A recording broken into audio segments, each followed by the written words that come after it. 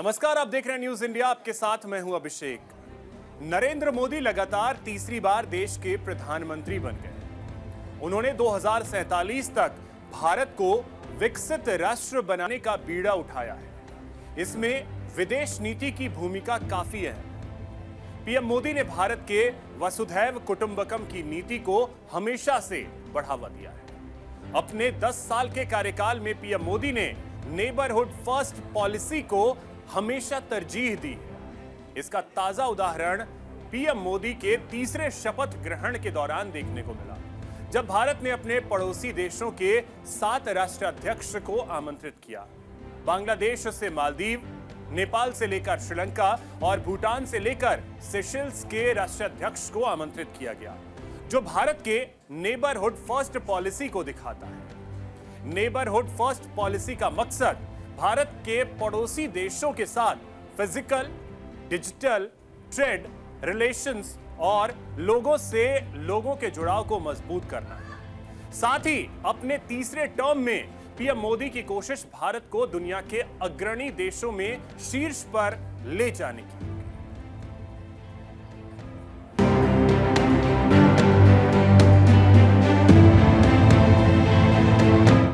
प्रधानमंत्री नरेंद्र मोदी ने 9 जून को लगातार तीसरी बार भारत के प्रधानमंत्री पद की शपथ ली। राष्ट्रपति भवन में भव्य समारोह के बीच पड़ोसी देशों के कई राष्ट्रीय अध्यक्ष इस ऐतिहासिक पल के गवाह बने। भारत ने अफगानिस्तान और पाकिस्तान को छोड़ सभी देशों के नेताओं को शपथ ग्रहण का न्योता दिया था। मोदी सरकार का यह कदम भारत की पड़ोसी देशों से बेहतर संबंध स्थापित करने के इरादे को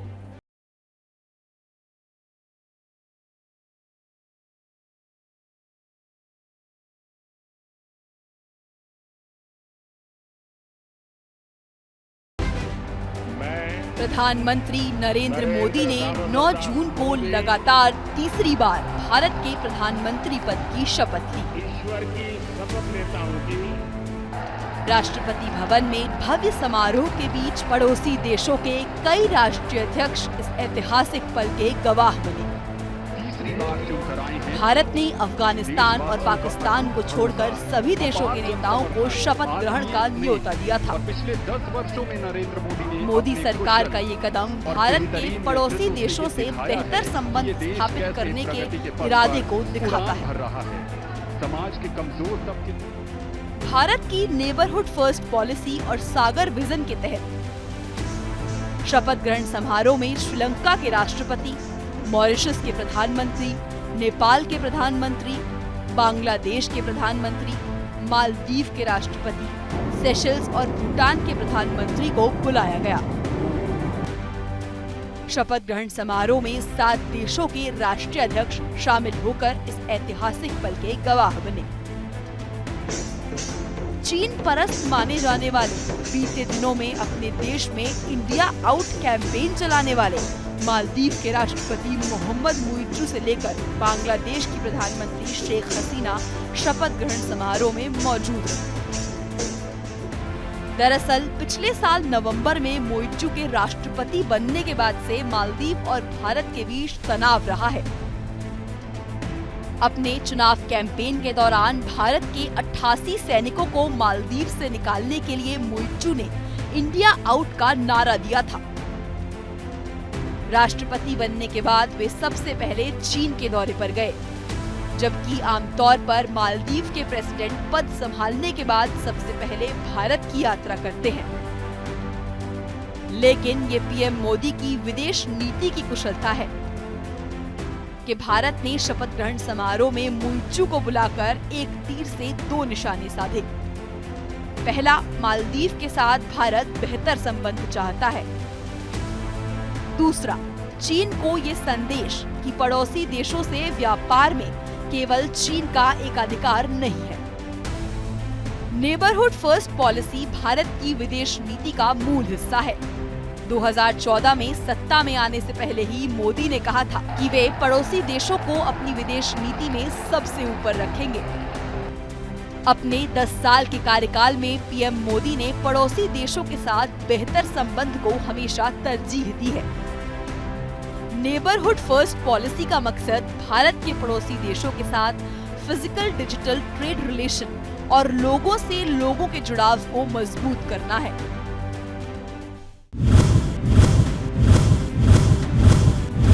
पड़ोसी देशों के साथ संबंधों में सुधार, पड़ोसी देशों के बीच कनेक्टिविटी को बढ़ावा, पड़ोसी देशों के बीच आर्थिक सहयोग, चीनी प्रभाव का मुकाबला करना, क्षेत्रीय अखंडता सुनिश्चित करना, रक्षा और समुद्र सुरक्षा को बढ़ावा देना।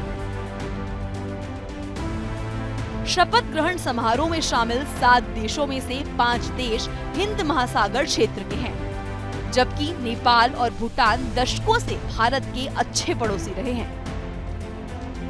हिंद महासागर के ये देश भारत की समुद्री नीति के लिहाज से काफी अहम हैं। अपने शपथ ग्रहण समारोह में इन देशों को बुलाकर पीएम मोदी ने कूटनीतिक मोर्चे पर दुनिया को बड़ा संदेश दिया। भारत के लिए सबसे पहले उसके पड़ोसी हैं।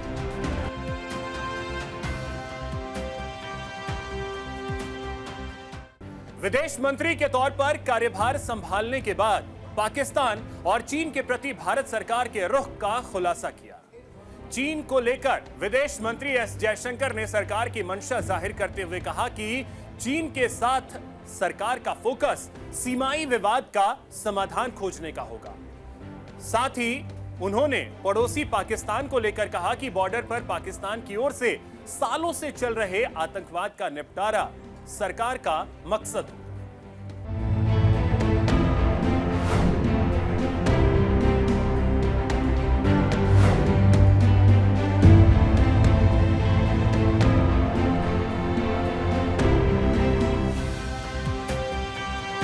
प्रधानमंत्री नरेंद्र मोदी ने इस तीसरी बार की सरकार में सभी राज्यों, वर्गों और क्षेत्रों को प्रतिनिधित्व देकर साफ कर दिया है कि उन्होंने गठबंधन की चुनौती को कैसे अवसर में बदला है।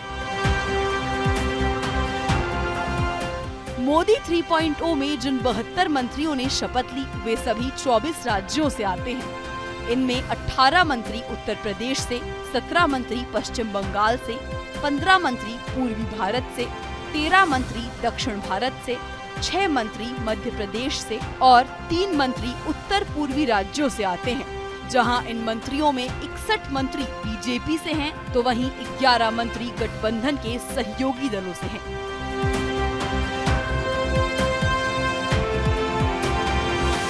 नरेंद्र मोदी ने प्रधानमंत्री पद के लिए तीसरी बार शपथ ग्रहण समारोह में जिन राष्ट्रीय अध्यक्षों को आमंत्रित किया, उससे साफ संदेश दे दिया कि गठबंधन सरकार में भी नए भारत की विदेश नीति में कोई परिवर्तन नहीं होने वाला है। प्रधानमंत्री मोदी ने पड़ोसी देशों के राष्ट्रीय अध्यक्षों को शपथ ग्रहण समारोह में आमंत्रित कर चीन को स्पष्ट कर दिया कि भारत की विदेश नीति चीन के लिए वैसी ही आक्रामक और ठोस होगी जैसे चीन का व्यवहार और उसकी नीति होगी। उन्होंने इस एक कदम से अमेरिका, रूस समेत दुनिया के तमाम देशों को भी कूटनीतिक संदेश दे दिया कि गठबंधन की सरकार बनने से भारत न कमजोर हुआ है न होगा। प्रधानमंत्री मोदी ने अपने तीसरे कार्यकाल में जिन पुराने चेहरों पर भरोसा जताया है, उनमें से एस जयशंकर एक हैं। पीएम मोदी ने लगातार दूसरी बार विदेश मंत्री के तौर पर एस जयशंकर पर भरोसा जताया है। विदेश मंत्री के तौर पर कार्यभार संभालने के बाद पाकिस्तान और चीन के प्रति भारत सरकार के रुख का खुलासा किया। चीन के साथ सरकार का फोकस सीमाई विवाद का समाधान खोजने पर होगा। जो आपने पाकिस्तान और चाइना के बारे में कहा, वो अलग देश है, रिश्ते भी कुछ अलग हैं, वहाँ जो समस्या जो है वो भी कुछ अलग है। तो चीन के बारे में हम तो हमारी फोकस तो होगी कि सीमा में जो स्थिति जो है उसमें अभी भी कुछ इशूज बाकी बचे हुए हैं, तो उसको कैसे निपटाया। पदभार संभालने के बाद विदेश मंत्री एस जयशंकर ने पाकिस्तान को लेकर भी बयान दिया। एस जयशंकर ने कहा कि बॉर्डर पर पाकिस्तान की ओर से सालों से चल रहे आतंकवाद का निपटारा सरकार का मकसद होगा।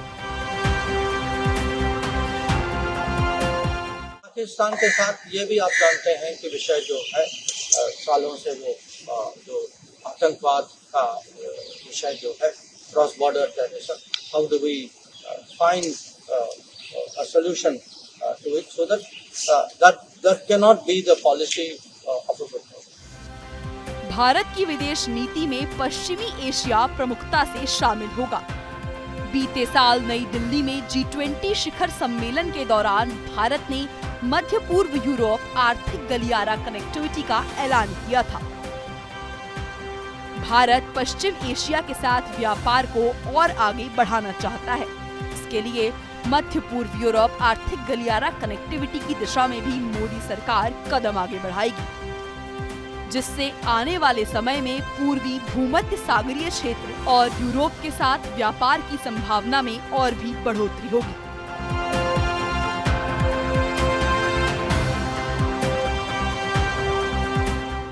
मोदी 3.0 में विदेश मोर्चे पर इस बार कई लक्ष्य तय किए। पीएम मोदी का लक्ष्य अपने तीसरे टर्म में भारत को दुनिया का मैन्युफैक्चरिंग हब बनाने का लक्ष्य तय करना है। मोदी सरकार की मंशा भारत को मोबाइल मैन्युफैक्चरिंग और सेमीकंडक्टर का हब बनाना है। इसके लिए औद्योगिक गलियारे और स्मार्ट शहरों के विकास में मैन्युफैक्चरिंग को बढ़ावा दिया जा रहा है। मोदी सरकार की नजर तकनीकी और आर्थिक रूप से मजबूत भारत के लिए रास्ता तैयार करना है। तीसरे कार्यकाल में मोदी सरकार की प्राथमिकताओं में सबसे अहम होगा कि दुनिया के जियोपॉलिटिकल घटनाओं का प्रभाव भारतीय इकोनॉमी पर न पड़े।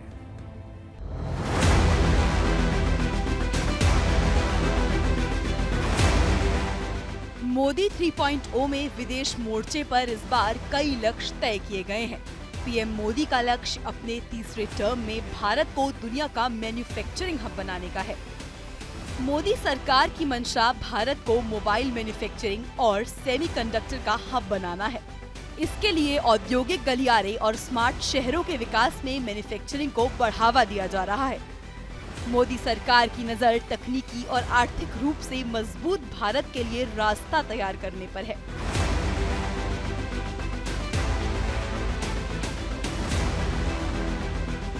विदेश मंत्री के तौर पर अपना पदभार संभालने के बाद एस जयशंकर ने मीडिया को संबोधित किया। इस दौरान उन्होंने भरोसा जताया कि पीएम मोदी के नेतृत्व में मोदी 3.0 की विदेश नीति बहुत सफल रहेगी। राष्ट्र प्रथम और वसुधैव कुटुंबकम भारतीय विदेशी नीति के 2 मार्गदर्शक सिद्धांत होंगे। उन्होंने कहा कि भारत का प्रभाव लगातार बढ़ रहा है और अन्य देशों को लगता है कि भारत वास्तव में उनका मित्र है, जो संकट के समय में उनके साथ खड़ा है। साथ ही उन्होंने कहा कि पीएम मोदी के नेतृत्व में दुनिया में भारत के मान और पहचान में और भी इजाफा होगा। So this has been the record so far. Looking ahead, definitely I think the 2 axioms that the Prime Minister has given us, Bharat first and Vasudhaiva Kutumbakam, these will be the 2 guiding axioms of the Indian foreign policy. So, and together, we are very confident it will position us as Vishwabandhu, a country which is in a very turbulent world, in a very divided world, a world of conflicts and tensions. It would actually position us as a country which is trusted by many, whose prestige and influence will grow, whose interests will be advanced. ये बिल्कुल स्पष्ट है कि भारत के प्रधानमंत्री श्री नरेंद्र मोदी के नेतृत्व के इस नए भारत की विदेश नीति में नेबरहुड फर्स्ट पॉलिसी बेहद कारगर साबित हुई है।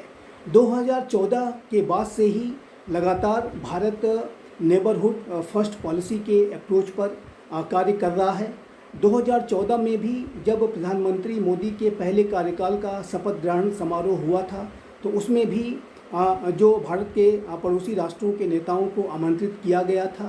द्वितीय जो दूसरा कार्यकाल था, उस दौरान भी शपथ ग्रहण समारोह जो हुआ उसमें भी बिम्स्टेक के राष्ट्रों को इनविटेशन दिया गया था। और अब भारत के कुछ पड़ोसी राष्ट्रों को तीसरे कार्यकाल के दौरान भी शपथ ग्रहण समारोह में बुलाया गया है। इससे ये बिल्कुल स्पष्ट है कि भारत की सरकार की जो नेबरहुड फर्स्ट पॉलिसी है वो तीसरे कार्यकाल के दौरान भी लगातार जारी रहेगी और इस नेबरहुड फर्स्ट पॉलिसी का बेहद सकारात्मक परिणाम ये आया है कि भारत के अनेक छोटे पड़ोसी राष्ट्रों के साथ जो संबंध हैं वो प्रगाढ़ और गहरे हुए हैं, चाहे वो बांग्लादेश हो, श्रीलंका हो, नेपाल हो, भूटान हो, मालदीव्स हो, सभी के साथ भारत आज एक बेहतर समन्वय और तालमेल के साथ गहरे संबंध स्थापित कर रहा है। और जाहिर है कि पाकिस्तान की जो आतंकपरस्त नीतियों की वजह से पाकिस्तान के साथ कोई बातचीत नया भारत नहीं करने जा रहा है जब तक पाकिस्तान आतंकवादी मंसूबों को त्यागता नहीं है, जिसकी की संभावना वर्तमान समय में नहीं दिखाई देती है। तो ऐसे में पाकिस्तान के साथ संबंधों को सामान्य करने का और कोई बातचीत करने का प्रश्न ही नहीं उठता है। पीएम मोदी अक्सर भारत के वैश्विक नेता के रूप में स्थिति को मजबूत करने पर जोर देते रहे हैं। अपने तीसरे टर्म में पीएम मोदी संयुक्त राष्ट्र सुरक्षा परिषद में भारत की स्थायी सदस्यता पर जोर देने का प्रयास करेंगे। इस प्रयास में संयुक्त राष्ट्र में सुधार भी शामिल है। यूएनएससी में सुधार करना भारत के लिए एक बड़ी चुनौती होगी, क्योंकि यूएनएससी का स्थायी सदस्य चीन अक्सर भारत को इसमें शामिल करने का विरोध करता आया है।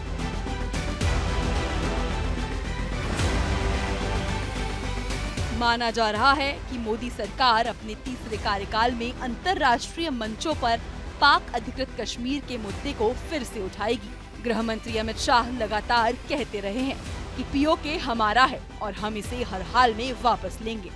आम चुनाव के दौरान भी बीजेपी की ओर से पीओके को वापस लेने का मुद्दा उठाया गया था। हालांकि इसको लेकर पूरी तरह से स्पष्टता नहीं है कि क्या मोदी सरकार इसके लिए डिप्लोमेटिक कदम उठाएगी या फिर पीओके में मिलिट्री एक्शन किया जाएगा। आम चुनाव के दौरान बीजेपी की ओर से पीओके का मुद्दा पुरजोर तरीके से उठाया गया था। अगले 6 महीने के अंदर आप देखेंगे कि पाक अधिकृत कश्मीर भी भारत का हिस्सा हुआ। ये इसके लिए हिम्मत चाहिए होती है, हिम्मत, दम हो तभी ये काम हो सकता है। ये कांग्रेस की तरह नहीं, इंडी गठबंधन के नेताओं की तरह, उनके घटक दलों की तरह नहीं कि हम आतंकवाद पर कुछ नहीं कर सकते क्योंकि ये तो पाकिस्तान से, यही तो बोलते थे ये लोग। वर्तमान समय में होती नहीं दिखाई दे रही है। यद्यपि कि भारत सरकार चाइना के साथ लगातार बातचीत की प्रक्रिया में एंगेज्ड है, लेकिन जब तक इंडिया चाइना बॉर्डर एरियाज पर जो इनकर्जन की स्थितियां हैं, जो अनरिजॉल्व इश्यूज हैं, उसके सलूशन के और उसके समाधान के लिए वहाँ पर एंगेजमेंट और डी एस्केलेशन के लिए वो concrete steps on the ground लेकर के जब तक नहीं दिखाएगा तब तक भारत और चाइना के संबंध सामान्य नहीं हो सकते। लेकिन जो अन्य पड़ोसी राष्ट्र हैं उनके साथ भारत के संबंध बेहतर हो रहे हैं। भारत अब बिम्स्टेक जैसे मंच का इस्तेमाल करते हुए, जहां पाकिस्तान नहीं है, अपने पड़ोसी राष्ट्रों के साथ संबंध सुधार रहा है। भारत बिम्स्टेक के माध्यम से न सिर्फ साउथ एशिया के राष्ट्रों के साथ बल्कि साउथ ईस्ट एशिया, जिसमें म्यांमार और थाईलैंड जैसे देश शामिल हैं, उनके साथ भी संबंधों को बेहतर कर रहा है। तो ये भारत की जो नेबरहुड फर्स्ट पॉलिसी का परिणाम ये हुआ है कि साउथ एशिया के अनेक राष्ट्रों के साथ जो भारत के संबंध हैं वो लगातार प्रगाढ़ और गहरे हुए हैं। और ये जो राष्ट्र हैं वो भारत की उन राष्ट्रों के उत्थान और विकास में जो गहरी भूमिका है उसके लिए भारत की प्रशंसा करते हुए भी नज़र आते हैं। श्रीलंका को भारत ने उसके आर्थिक संकट में बड़ी मदद पहुंचाई थी। भूटान, नेपाल हो और अन्य जो भारत के जो पड़ोसी राष्ट्र हों, उन सभी के साथ भारत के जो संबंधों में लगातार प्रगति देखी जा रही है। भारत और चीन की सेनाओं के बीच मई 2020 से गलवान वैली में गतिरोध जारी है। दोनों ओर से कई दौर की बातचीत के बाद भी सीमा विवाद का पूर्ण समाधान अब तक नहीं हो पाया है। हालांकि दोनों पक्ष विवाद वाले कई सीमा बिंदुओं से पीछे हट गए हैं। मोदी सरकार तीसरे कार्यकाल में चीन से सीमा विवाद के स्थायी समाधान पर जोर देने की कोशिश करेगी।